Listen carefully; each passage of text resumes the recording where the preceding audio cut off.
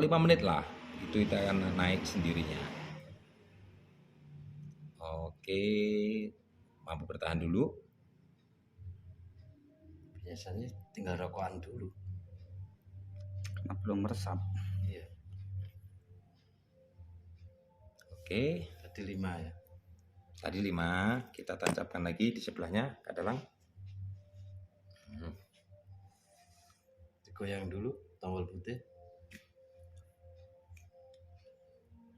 Tombol putih goyang dulu. Oke.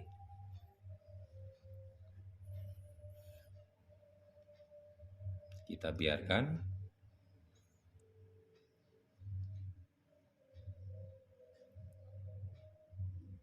Sambil nunggu, sambil rokokan ini biasanya.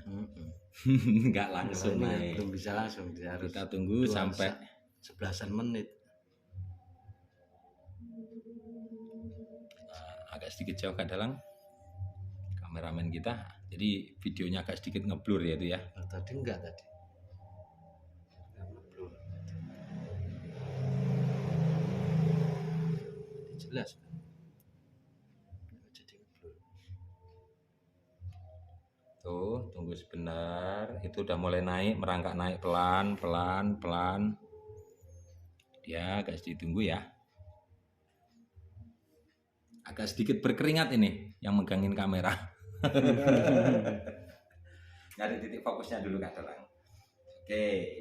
Sambil menunggu ya, kita ngobrol-ngobrol dengan Mas Sugi. Karena ini nggak langsung, Iya. sekitar 2-3 menit ini. Itu udah mulai naik pelan-pelan dia. Oke. Nah, pupuk KSM ini manfaatnya sebagai apa sih, Mas Sugi? Di tanaman kita, di tanah kita seperti apa? Ini pupuk KSM ini ya, kita untuk membenahi tanah kita. Tanah kita kan sudah lama kita kena pupuk kim bahasanya, Kimia. bantat lah. Karena kita anjurkan kita menggunakan pupuk kompos. Nah, kalau pupuk kompos itu nanti kan bisa menimbulkan jamur. Nah, pupuk kita ini bisa memulihkan tuh pH tanah. Jadi, pH tanah, betul. jadi tingkat keasaman menjadi basah. Jadi Betul. tanah itu nanti bisa netral. Nah, pupuk ini juga bisa mengurai pupuk kedalaman Sampai berapa? 2 meter. 2 meter 2 di meter. kedalamannya ya. Oh. Sangat luar Nah, biasa untuk sekali. kecepatan ini gini Kak, kecepatan cukup membutuhkan 11 menit. 11 menit? Iya. Udah pernah kita uji coba itu ya? Ya, udah ini Oke. satu liter ini pupuk pembenah tanah, fungisida, insek, JPT, kalsium, perkat perata udah jadi Udah satu. ada satu. Jadi Udah sangat satu. sangat all in one ini ya? Iya, Oke, sangat sangat luar Jadi, biasa sekali.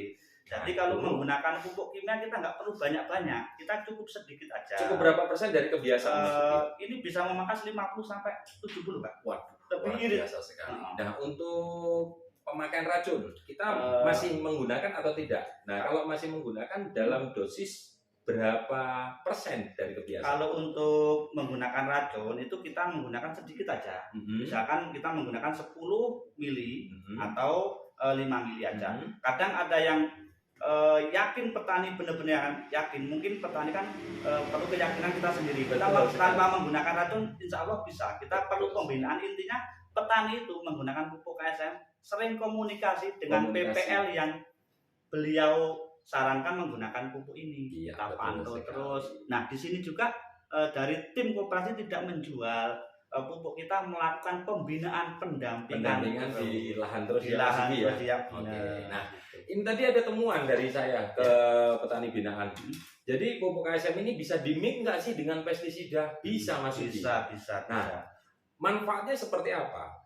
Setelah menggunakan pupuk KSM dan ditambah dengan dosis, kita tadi menggunakan bahan aktif emamectin benzoat untuk mengendalikan hama ulat. Iya, benar. Yang biasanya menggunakan emamectin benzoat, ulatnya itu tidak mati, Mas. Tapi setelah ditambah dengan pupuk KSM dan bahan emamectin benzoat itu sendiri kita gunakan cukup setengah tutup dari kebiasaannya untuk 1 tangki loh itu sahabat tani. Itu bisa membunuh hama ulat itu sendiri. Berarti cuma sedikit aja di sini, berarti sudah ada perkat penembus penguat rata. Betul ya? sekali. Sangat luar Jadi biasa. sudah all in one banget Iya, ada di sini. benar. Cuman yang menggunakan pupuk KSM kita ini kalau dari awal tanpa menggunakan tambahan pupuk kimia itu untuk hijaunya hijau sehat, sahabat tani. Jadi hijau sehat itu adalah hijau kukus daun. Karena apa? Sengaja N kita rendahkan. Iya, benar. Kita rendahkan karena apa?